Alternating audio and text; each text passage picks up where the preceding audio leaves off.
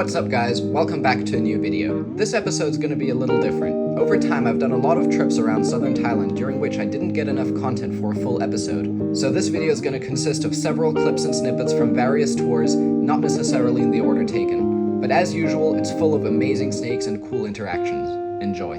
Alright, very dry, but officially first night for me back out in the field in a very long time. Not ideal conditions being this dry, but don't be fooled. We have had some very successful nights like this in the past where we did find a lot of good stuff when it was dry. Termites are out. Let's see what the night brings. Right, check this out. We just found an Atlas moth, and these are actually quite uncommon. We sometimes see caterpillars of them, but seeing the actual full moth is quite a rare sight. Only about the third or fourth one I think I've ever seen. You can see on the tip of their wings there, they have that pattern which in some way mimics the head of a cobra. I don't know if that's actually what it evolved to do, but that's what I've heard people say. Yeah, very beautiful moth. And I'm not actually sure which species this is, because you can see he has these little transparent windows in his wings, which the others I've seen definitely didn't have, so I'll have to find out exactly which species this is, but have a look at that moth. Very impressive. Very fresh too. You can see he has hardly any wing damage, usually just because they're so big. Once they start flying around and colliding with trees and such, their wings start to take damage quite rapidly, so this one must have just emerged not so long ago. They're quite dopey as well. Once you get them on your finger, they usually just stay.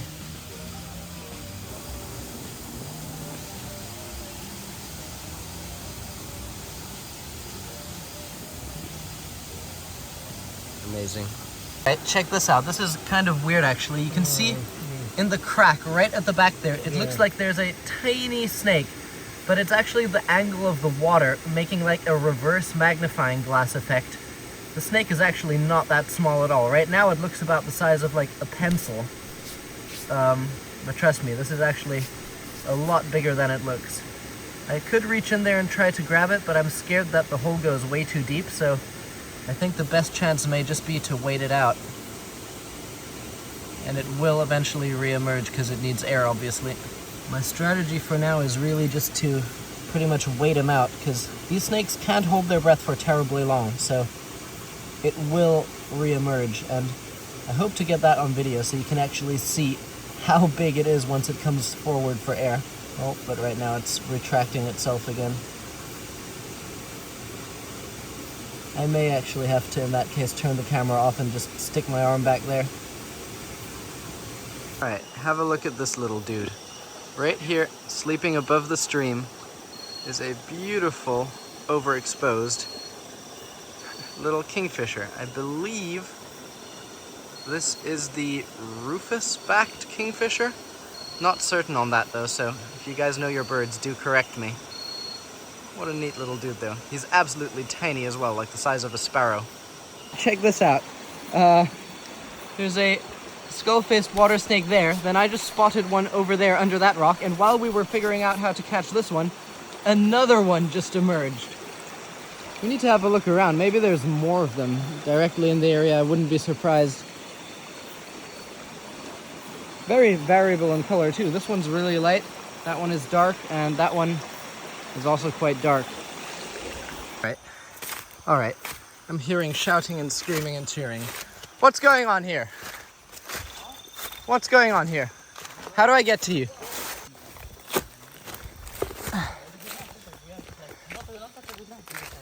We are looking for bungalows. Holy crap! That is huge! Yeah. And look at the color on that. Do you want me to turn my light off? I'm so tired from like running over here. Yeah, you came from quite far away. Yeah, we were at the car when you said that. Dude, you finished work? when we were catching it from up in that tree, it was just above the I was like, I knew what it was, right? But I just didn't. I was like, Abby, please don't lose this. I was like, don't let, whatever you do not let it climb. If it climbs, just. And then he like sent it to the end and then flicked it with a stick, and I grabbed it and I just saw the like red on the neck, and I was like, not bitey at night? Yeah, they can bite, but we tried no, once this and we species, stopped. a lot of the bronzebacks don't bite. This is definitely one of them. Thailand's What? rarest bronzeback. Completing Yeah.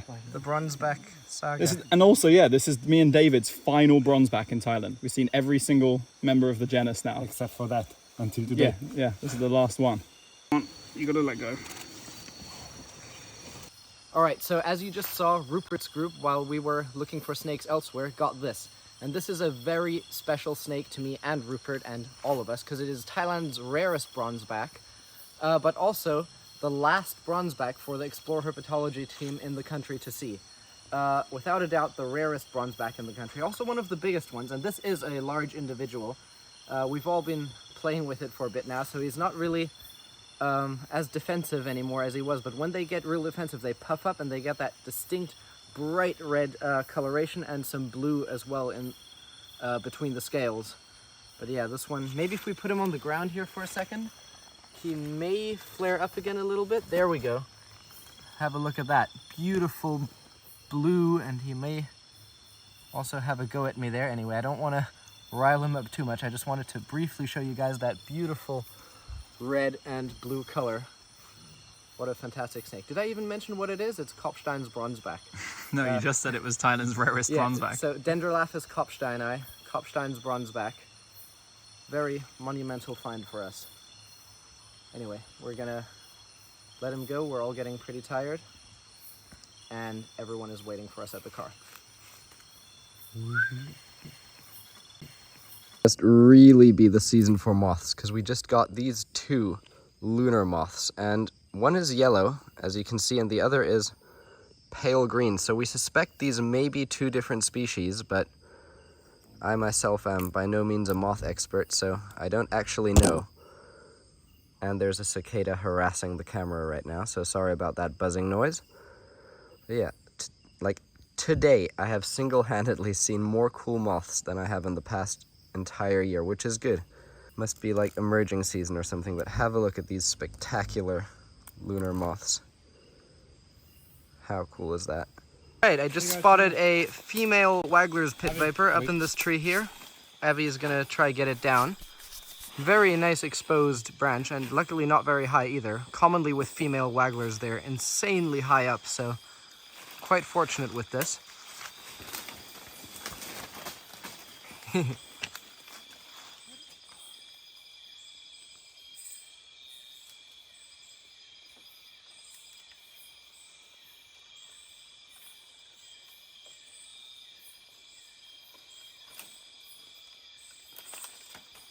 Beautiful.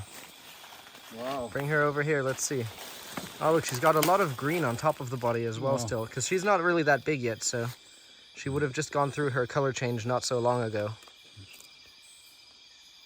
Very nice. Alright, have a look at this. These ants are thoroughly confused. So what they do is, wait, no, these are termites. What they do is they just follow each other's pheromones to form those perfect ant or termite trails where they all walk in a line. But when someone near the beginning makes a mistake and walks in a circle, they all follow. And currently they are just endlessly going around in circles on this pole.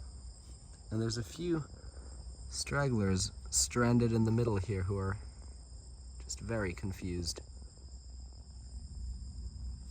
Now that is something. Never seen it quite like this before. I've seen termites walking in funny formations before, but this is just a whole nother level. I think this actually calls for a time lapse.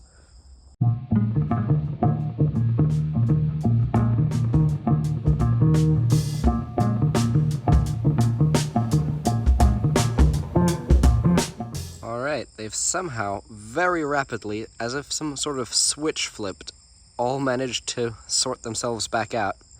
And I'm guessing they'll just form a new trail that goes around the side or over the top of the thing. Crazy. Alright, check this out. This is a true rarity in Thailand, and believe it or not, only the second one I've ever seen. This is the cat gecko, very bizarre and unique gecko species, which is not very fast, and they have like the most insane elongated body. Let me catch him before he moves away. but they're always looking like they're severely underfed, kind of like myself. But yeah, have a look at what a long and slender gecko this is, with a really fat and laterally compressed tail, which when they're threatened, they will curl and raise, trying to persuade a predator to go for that, and they can make their escape. And look at their eyes. They have like the weirdest little eyes for a gecko. Very forward facing, and they're quite sensitive to bright light, so we're not gonna keep shining our torch at them for very long. What a strange little gecko.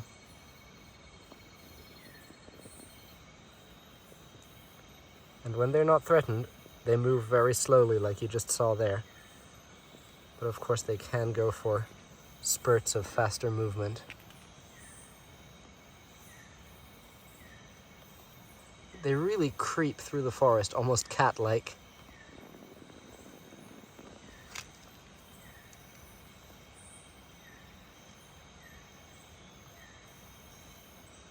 What an amazing gecko. So here's some porcupines we just found. A pair of them, they're just on the water's edge there. Should we see if we can get closer?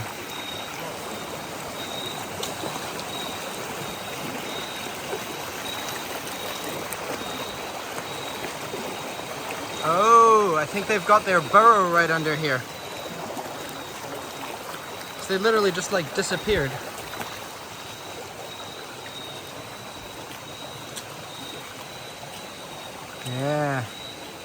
Yeah, they went down in this hole. This hole? Right under this boulder here.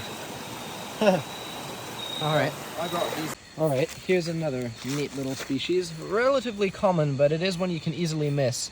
This is Lycodon subannulatus, the Malayan bridle snake. Very similar to Davidson's bridle snake, but you can see on the rear of the body, this one has that spotted pattern, whereas Davidson's bridle snake has the banded pattern on the entire body. It's not the same sort of banding on the rear half. It does change as well, but overall it is still way more banded rather than spotted. Interesting thing about these guys is that they are now in the genus Lycodon, so wolf snakes. But unlike wolf snakes, these guys actually predate on gecko eggs. Interesting little fact. I want to try holding to show you guys, but I also need to hold my camera and my torch at the same time, so I'm currently holding the torch with my knees. Yeah, very neat little snake. They sometimes do bite. It doesn't really hurt though. And they're extremely elongated and slender. Probably an adaptation for going into little crevices to find gecko eggs. Oh. He's trying to bite me, but he can't really open his mouth far enough.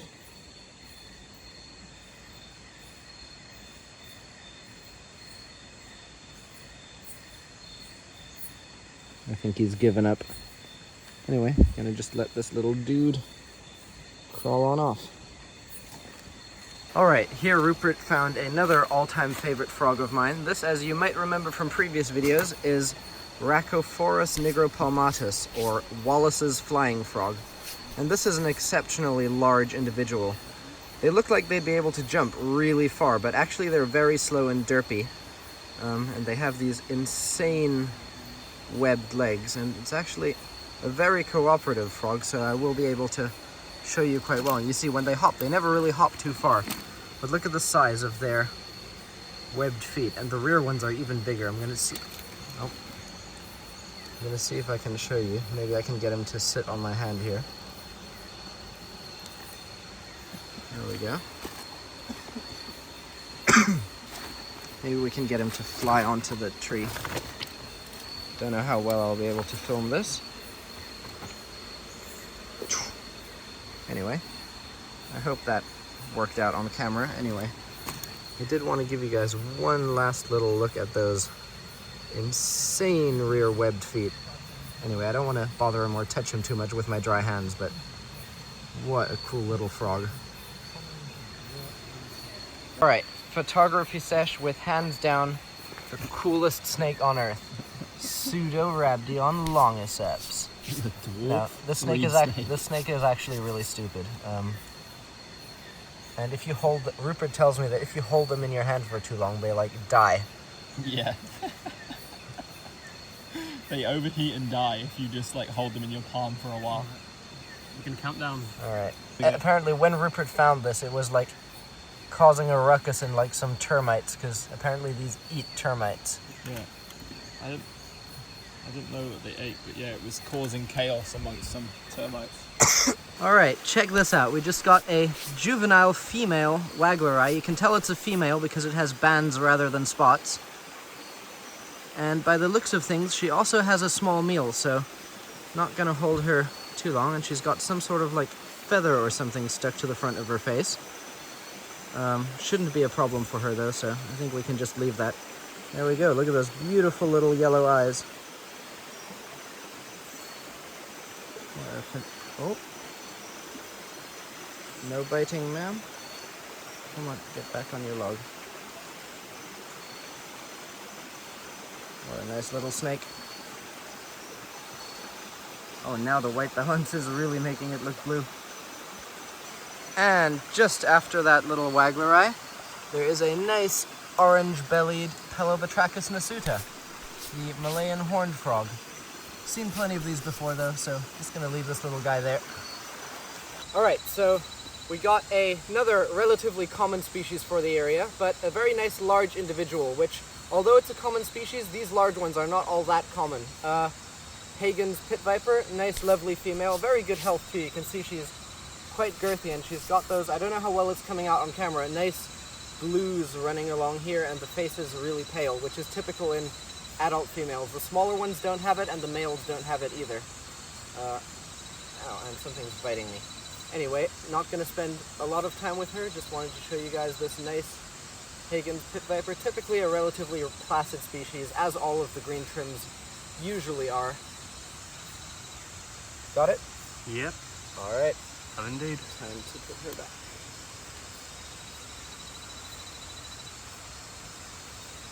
Alright, well that wasn't very majestic, but it'll do. She's gone. But we did just get another species that normally isn't like everywhere, but this trip it really has been everywhere. We didn't film all of them, but this is now what, the like fourth or fifth one we've seen? Fifth one, I think. The smallest of the lot. This one does have a meal, but these juveniles are usually way more bright in color, as you can see. And as they grow up, they usually fade a bit.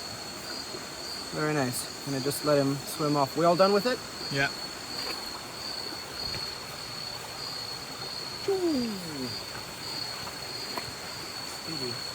Have a look at the difference in conditions. You may remember from one of our very recent previous videos where we all were crossing a stream and it was like rushing water and some of us got really wet. This is the exact spot now, and I'm like pretty much to my ankles in water. Hasn't been raining a whole lot here. It's been extremely dry, which definitely makes herping a lot easier. Just scanning the banks here, looking for some whatever I can find. Whoa. Hang on.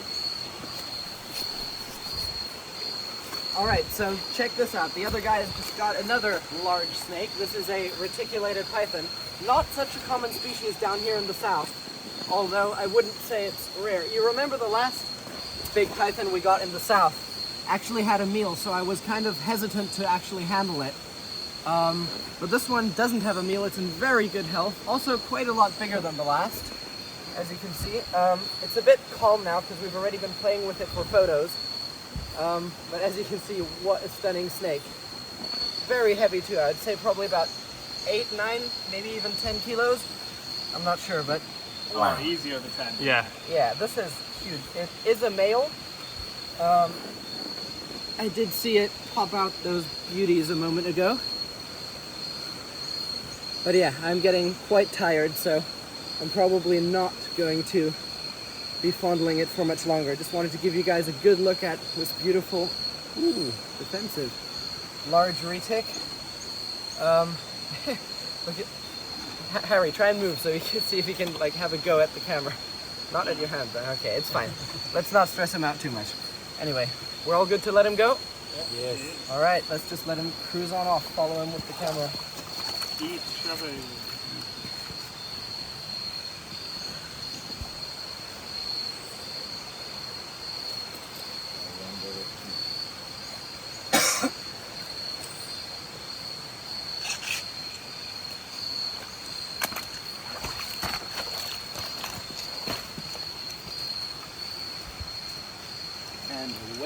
he goes. Alright guys, so you know that I absolutely love Wagler's pit vipers, and I always try my best to film with them whenever we find one. And I do love them a lot, but I'm sure you've never seen me this excited about a Wagler's pit viper. We just found one, and not only is it an adult female, but it is absolutely the most giant one that we've ever come across by far. Have a look at the size of this Wagler's viper. And the thing with Wagler's vipers is that they're usually either very defensive or extremely docile. And fortunately, this big girl is extremely docile. But have a look at the size of this Wagler's viper. It's literally almost as thick as my wrist.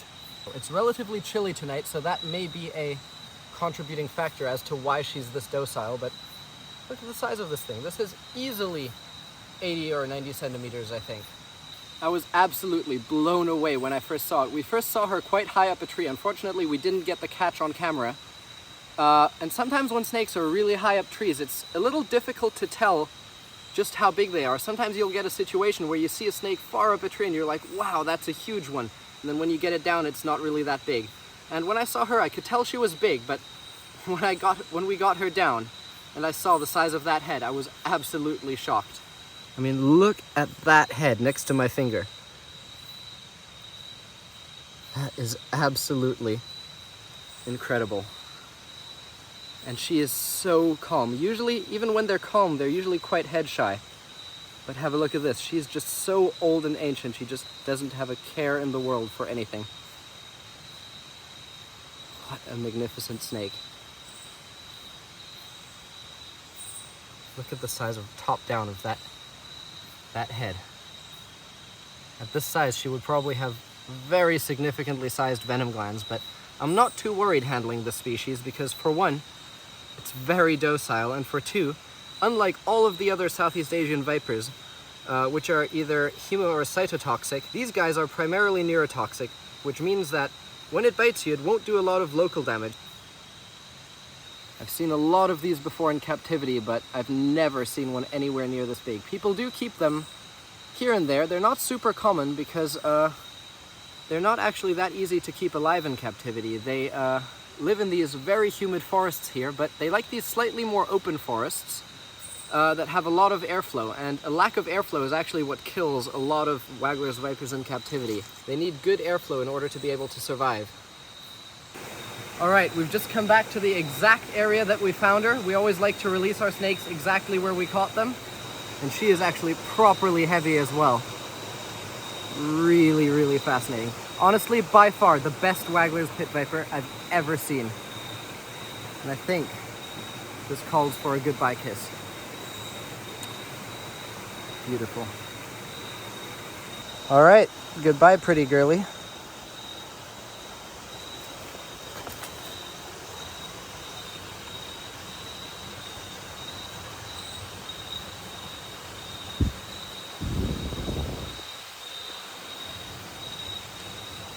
There she goes. Wow, what a find. Alright guys, check this out. It may not look like much, but this right here is Ansonia phuketensis. The Phuket stream toad, which is an incredibly rare little toad, which is endemic to the island of Phuket. Nowhere else can this cute little guy be found. And if you want to convince yourselves just how rare it is, hop on Google and search up Ansonia phuketensis and see how few photos of it you can find online. Alright, have a look at this tiny little toad. And this guy is in fact nearly full size already. What a neat little toad. And the cool thing about these is their underside, when you flip them upside down, they don't even try and get away. It's like a natural instinct to just stay still when they're flipped upside down. And they have that really neat little ventral pattern. And when you flip them right side up, they will jump away. Alright guys, before we end the video, I wanted to take a quick moment to remind you guys that I have merch available. My personal favorite is this new one that I've never shown on the channel before. If you come in close, you can see it is all the scientific genus names of every elapid snake in the world forming a skull when you go further out. I really like this one a lot. Sky is wearing one of the OG designs, probably the first shirt I ever launched, I believe. Still one of my absolute all-time favorites. And we also got several new ones which you've never seen before, as well as some of the old ones which we've kind of revamped in different colors. As you can see, this one is now available on white, as is that one. We've also got this brand new Elapidae shirt featuring a red spitting cobra, a nice Viperidae shirt featuring a Hagen's Pit Viper, as well as some of the more old classics, such as this Atheris, which is also one of my all-time favorites, and then another new one, which is a funny sort of prank t-shirt. As you can see, it has a life-size spider. It even has a little shadow on it in a really random place, and then when you turn it over, on the front it says, "Yes, I know about the spider on my back." I feel like that could be a funny one to wear out in public. But yeah, lots more. Don't have enough time to show all of them here, but have a look. You can find them in my channel down below the videos or on my channel page in the shop section. You can also find them on Amazon by just searching David's Feed t-shirts. We do it.